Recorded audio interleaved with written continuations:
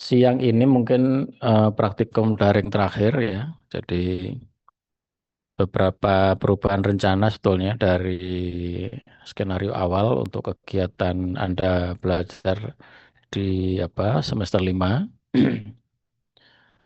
Dengan banyak pertimbangan salah satunya adalah bahwa dokter hewan itu adalah berkepentingan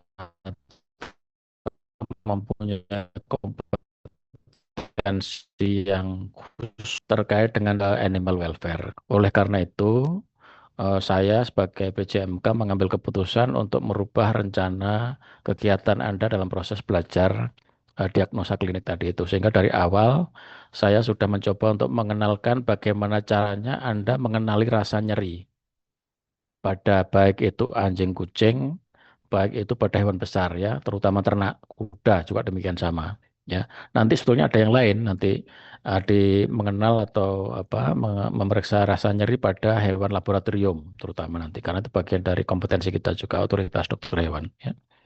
Nah, setelah dua pertemuan terdahulu terkait dengan pain assessment pada ternak ruminansia khususnya ya, baik itu sapi, baik itu kambing domba juga. Nah, sekarang kita akan mengenal pain assessment pada anjing kucing.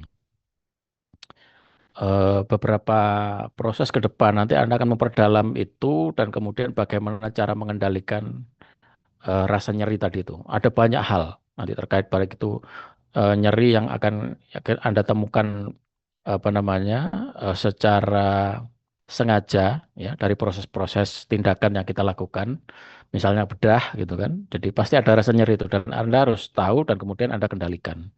Nah, ini bagaimana cara Anda bisa mengenali bahwa dia nyeri, seberapa nyeri yang dengan itu Anda perlu mengambil tindakan ya.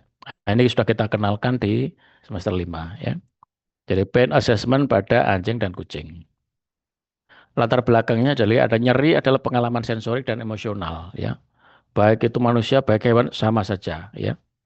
Yang tidak menyenangkan yang berhubungan dengan kerusakan jaringan baik itu aktual ataupun potensial ya. Yang sedang terjadi ataupun yang bisa saja nanti akan terjadi ya. Beberapa yang lain yang menjadi perdebatan panjang sebetulnya bahwa hewan tadi itu merasakan nyeri apa tidak dulu maksudnya ya. Nah, ternyata dari banyak riset itu kita ketahui bahwa hewan pun mengenal rasa nyeri. Cuma dia tidak bisa mengkomunikasikan rasa nyeri tadi itu secara verbal. Sehingga kita harus menginterpretasikan semua proses tubuhnya tadi itu yang kelihatan itu harus kita kenali bahwa itu sebetulnya ada kaitannya dengan nyeri ya. Jadi pengenalan dan manajemen nyeri yang tepat nanti dapat meningkatkan kesejahteraan hewan, animal welfare tadi itu, dan mempercepat pemulihan. Ya terkait dengan beberapa penyakit nanti akan menimbulkan nyeri dan itu harus kita kendalikan. Nyeri yang tidak ditangani dapat menyebabkan komplikasi medis nanti dan penderitaan yang berkepanjangan itu kemudian menghasilkan kualitas hidup yang buruk sekali gitu ya. Nah, proses nyeri itu terkait dengan proses nosisepsi. Ya, rasa ada bagian saraf nyeri ya. Jadi biasanya nanti ada beberapa tahapan terkait dengan itu, baik itu transduksi, baik itu transmisi, modulasi, dan persepsi. Paling awal proses transduksi. Jadi adanya stimulus yang menyebabkan tubuh itu mengenal itu nyeri, gitu ya. Nah, biasanya di bagian-bagian luar tubuh, ya baik itu mekanik, ya, baik itu termal, baik itu kimiawi. Ya, nanti akan diubah menjadi saraf impuls listrik oleh saraf nyeri tadi itu, nosiseptor. Kemudian disalurkan, ditransmisikan, disalurkan. Ada dua saraf sebetulnya nanti yang terlibat di situ. Baik itu proses yang cepat ataupun proses yang lambat. Cepat akan melibatkan saraf A delta, ya. Kemudian yang lambat melibatkan saraf C ke medula, ke bagian tulang belakang kita. Kalau manusia, kalau hewan ya ke tulang belakangnya. Jadi oleh karena itu nanti semua hewan yang bertulang belakang, ya, kalau Anda memberikan tindakan perlakuan itu harus di ethical approve ya kalau Anda menggunakan memanipulasi hewan tadi itu. Semua yang bertulang belakang, baik itu ikan gitu ya, kemudian burung-burungan, reptil, bahkan mamalia itu harus karena mereka punya persepsi rasa nyeri.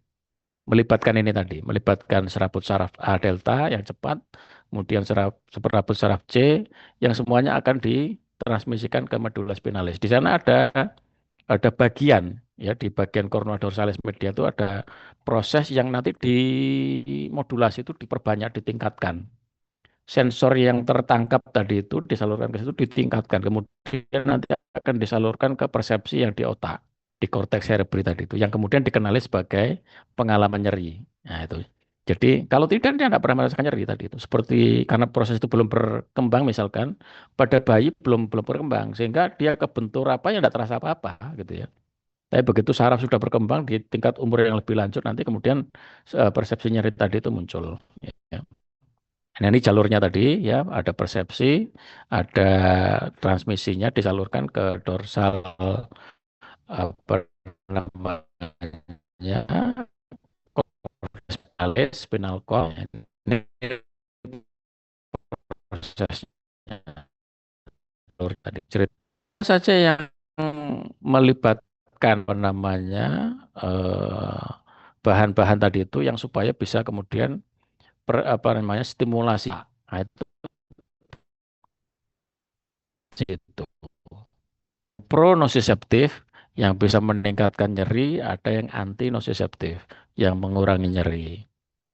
Jadi yang pro-nociceptif itu termasuk di dalamnya ya, ada glutama dan substansi P, kemudian prostat, bradikinin, histamin, dan serotonin. Jadi itu yang meningkatkan rasa nyeri.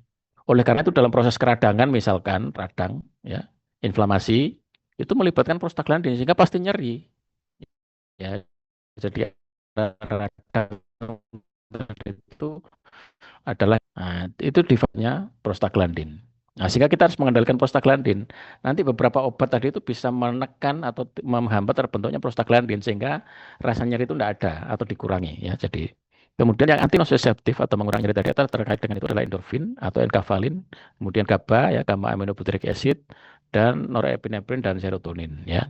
Jadi ini yang melibatkan terhubungnya atau apa terfasilitasinya atau tidak terfasilitasinya stimulus nyeri tadi itu ya karena satu saraf dengan yang lain itu perlu perlu komunikasi dan itu membutuhkan neurotransmitter ya berdasarkan durasinya nanti ada nyeri akut kronis berdasarkan patofisiologinya bisa macam-macam kerusakan jaringan saraf adanya inflamasi tadi itu adanya sensititasi tanpa stimulus aktif apa itu kanker dan seterusnya tadi itu menimbulkan persepsi rasa nyeri tadi itu ya.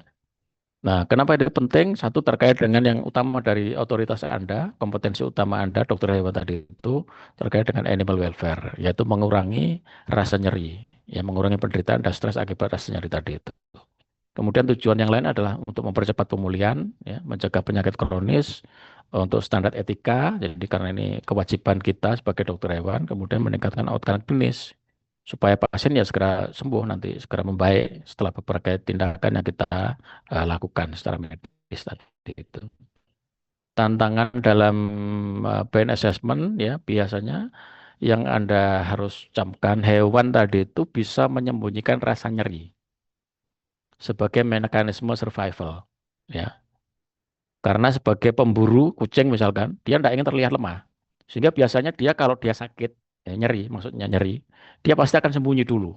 Sampai rasa nyeri tadi itu hilang, tidak ada. Makanya biasanya setelah ada satu peristiwa tertentu, kalau dia menimbulkan nyeri, ketabrak dan lain-lain, dia pasti sembunyi. Tidak menampakkan diri dimanapun. Karena dia ingin dianggap lemah sebagai pemburu tadi itu. Sehingga setelah baru kondisinya membaik, dia mulai keluar dari persembunyiannya, kemudian ya menampakkan diri, kembali ke rumah dan seterusnya ya. Kemudian yang perlu diketahui lagi, itu masih belum ada gold standar untuk mengukur nyeri. Ya karena dia tidak bisa mengekspresikan tadi itu. Tidak bisa vocalize, tidak bisa mengekspresikan rasa nyeri tadi itu. Ya, perbedaan spesies dan breed dalam respon nyeri juga berbeda, faktor lingkungan juga demikian sama tadi itu. Sama seperti manusia juga sama, ketakutan apa itu yang menimbulkan perbedaan rasa nyeri itu. Kemudian nyeri-nyeri yang kronis biasanya lebih sulit dikenali karena sudah lebih adaptif biasanya dibandingkan dengan nyeri akut. Untuk kucing biasanya melibatkan beberapa hal termasuk perilaku, postur atau gerakan badan dan fisiologiknya. Jadi ini tanda-tanda yang harus Anda cek semua. Perilaku misalkan terkait dengan vokalisasi, dia bersuara, baik itu menggeram, mengerang, melolong gitu ya. atau mungkin dia agresi gitu ya, dia mau dipegang tidak mau, dipegang disentuh sedikit saja tidak mau, dia biasanya tidak galak jadi galak dan seterusnya itu tadi seperti itu, atau menarik diri sembunyi tadi itu ya. Kemudian ada perubahan makan minum tadi itu, postur juga begitu, bentuk tubuhnya berubah, mungkin postur tubuhnya nanti membungkuk begitu dan lain-lain, tidak mau bergerak, pincang, diam saja dan seterusnya. Fisiologi ada tanda-tanda secara fisiologi, nah, biasanya ada peningkatan denyut jantung, peningkatan respirasi, ada dilatasi pupil, kemudian benteng berlebihan dan seterusnya tadi itu sebagai tanda-tanda nyeri bahwa dia nyeri. Ya, jadi nah pada kucing kurang lebih sama meskipun dia lebih tidak kelihatan, ya lebih subtle, lebih tidak kelihatan. Jadi posturnya, ada ekspresi wajah, perilaku, vokalisasi, ya, adanya aktivitas, ya, dia diam saja, dia biasanya jalan-jalan dia mau, dan lain-lain tadi itu ada banyak perubahan di sana, ya. Jadi ini lebih lebih tidak nyata, ya lebih subtle, lebih tidak jelas gitu ya. Nah, ada beberapa pendekatan untuk mengetahui rasa nyeri tadi itu, ya. Saya hanya kenalkan dua saja untuk sekarang. Nanti bisa dipelajari yang lain-lain ya. Ada Glasgow Composite Measure Pain Scale yang dikembangkan di University of Glasgow. Ya, nanti Anda pelajari. Saya hanya menyalahkan di sini. Ada Feline Grimace Scale yang dikembangkan oleh University of Montreal. Ada Colorado State University Pain Scale yang dikembangkan oleh kawan-kawan yang di Colorado State University. Ada yang lain juga, ada Botto-Chato Multidimension Composite Pen Scale, kemudian ada Post Operative Pen Scale dan lain-lain tadi itu. Saya hanya dua, Feline Grammar Scale dan Colorado State University Pen Scale. Ya. Nah, sedikit saja tentang Glasgow Composite, nanti akan kita pelajari lebih dalam, tapi tolong nanti ada pelajari lebih dalam gitu ya. Jadi biasanya dipakai untuk anjing, skornya 0 sampai 24 biasanya. Nah, kalau dia lebih dari 6, dari 0,24 tadi itu, dia perlu intervensi atau tindakan analgesia, obat pereda nyeri gitu ya. Nah, parameter nanti yang akan diukur terkait dengan vokalisasi, perhatiannya dia terhadap luka, mungkin dijilati terus dan seterusnya tadi itu, mobilitas ya. Dia mau bergerak apa tidak, respon terhadap sentuhan tadi itu, dia mau dipegang apa tidak gitu ya. Kemudian tingkah laku umum dan postur aktivitas biasanya. Biasanya lebih tidak banyak bergerak dia nanti atau posturnya membungkuk dan seterusnya nanti ya. Jadi ada caranya nanti. Coba pelajari nanti Glasgow Composite Pain Scale ya, atau GMPS ya. Nah, sekarang kita akan bahas lebih ke Feline Grimace Scale. Jadi ini hanya melihat grimace apa perubahan-perubahan yang di wajah saja ya. Jadi sistem scoring berbasis ekspresi wajah pada kucing ya. Skornya 1 sampai 10, kalau lebih dari 4 dia nyeri sedang berat. Itu butuh intervensi. Ada beberapa action unit ya, ada 5 action unit. Satu posisi telinga, kedua posisi mata atau orbital tightening. Jadi kalau dia makin nyeri, makin sipit, makin menyempit, makin menyipit itu matanya. Kemudian tension atau apa tegangan yang di bagian moncong ya, kemudian misainya, whiskernya misai apa kumisnya tadi itu dan posisi kepala. Masing-masing dinilai 0, 1, 2 gitu ya. Ada 3 nilai 0, 1, 2. Ini contoh, jadi dari posisi telinga misalkan dia makin ditarik begitu, makin sakit. Ya, normalnya dia telinganya ke atas. Ya, relax, kita dia bergerak-gerak, makin dia nyeri, makin ditarik telinganya. Ya, nilainya 2. Mata juga demikian sama, makin dia menyipit, makin nyeri. Ya, jadi normalnya ya terbuka lebar matanya. Ya, apa namanya orbital tightening. Jadi tidak menyipit. Kemudian muscle juga demikian sama, sekitar hidung. Seperti kalau kita juga menyeringai, apa merasakan nyeri itu sama pada manusia pun demikian sama, meringis gitu ya, seperti meringis. Jadi tarik. Jadi makin dia tegang di bagian sekitar moncong ini ya makin dia menahan nyeri ya. Kemudian whisker juga demikian sama, makin whiskernya makin misalnya ditarik ya, nempel ke bagian pipi, nah itu makin dia nyeri gitu ya. Makin dia ya bebas apa loose, relax gitu, makin dia tidak nyeri. Head position. Nah, head position ini makin dia menunduk, ini makin nyeri. Jadi kalau kepalanya makin ke atas ya normal, makin lama makin menunduk. Pada sapi pun demikian sama, ya. Tidak hanya hewan kesayangan anjing kucing pun pada sapi pun sama nanti. Makin dia menunduk, makin dia ada bagian nyeri yang dia rasakan, yang menahan nyeri tadi itu. Kemudian ada Colorado State University Pain Scale. Jadi ini penilaiannya 0 sampai 4 ya, 0, 1, 2, 3, 4 gitu ya. Yang nol itu happy, ya, tidak nyeri, tidak begitu. Ini satu nyeri ringan, dua nyeri sedang, tiga nyeri berat, empat nyeri sangat berat. Ya, nanti dilengkapi apa? Dilengkapi visualisasi ekspresi, biasa dan postur. Nah, ini lebih mudah digunakan untuk edukasi pemilik. Tapi Anda juga harus bisa tahu, ya. Jadi kalau Anda cari nanti kira-kira panduannya begitu, ya apa yang diamati di situ ada behavior, fisiologik dan behavior, kemudian ada respon to palpation, ada body tension gitu ya. Nah, di sana sudah dijelaskan yang kalau dia comfortable, eh, nyaman pada saat dia rebat tidur berdiri lagi bangun seperti biasa ya normal begitu.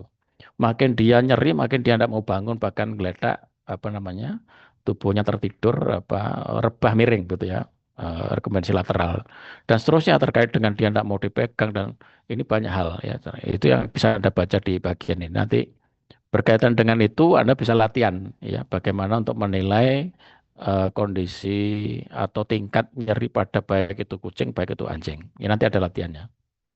Artinya ada saya sedang siapkan modul untuk Anda bisa berlatih di situ dan ya kami tes gitu ya. Anda paham apa enggak dengan ciri-ciri kalau dia sedang nyeri, baik itu ringan, sedang atau mungkin dia sedang tidak nyeri gitu.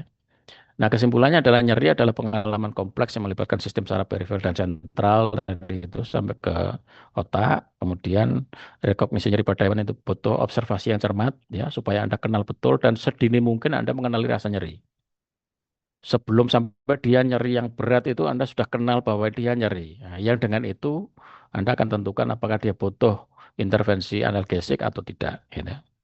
Gunakan validasi pain scale yang tervalidasi tadi itu supaya objektif ya. Beberapa pendekatan tadi sudah saya sampaikan, tapi kami masih ajari hanya di Grimes Pain Scale dan Colorado Pain University State Pain Scale ya. Kemudian ada beberapa teknik tadi itu. Nah, dokumentasi dan reassessment menjadi penting, dicek kembali gitu ya. Jadi dicek kembali setelah ada cek kembali supaya betul-betul observasi tadi itu cermat ya, tepat gitu ya. Kemudian pain assessment adalah aspek fundamental untuk standard of care.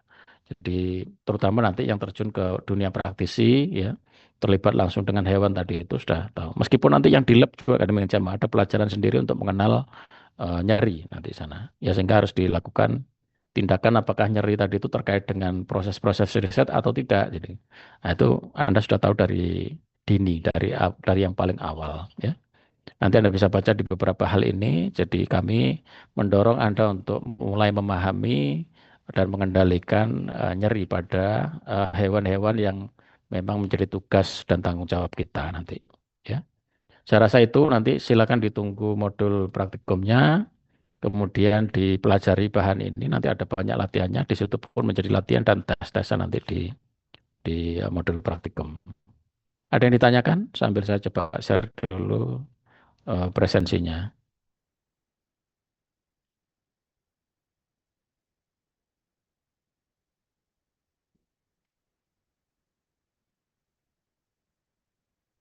Oh ya, apa namanya?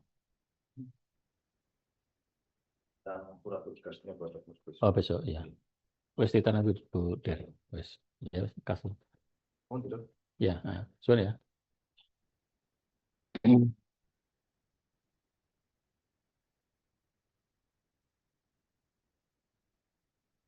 Ya, saya share presensinya, silakan presensi.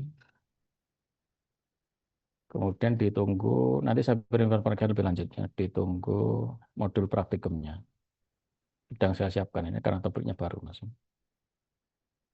Ya, link presensi sudah saya share, silakan dilanjutkan. Ada yang ditanyakan? 70, kalau tidak 69 ya. Kalau tidak ada, saya akhiri. Terima kasih. Assalamualaikum warahmatullahi wabarakatuh. Lanjut ke praktikum hands-on ya. Ini.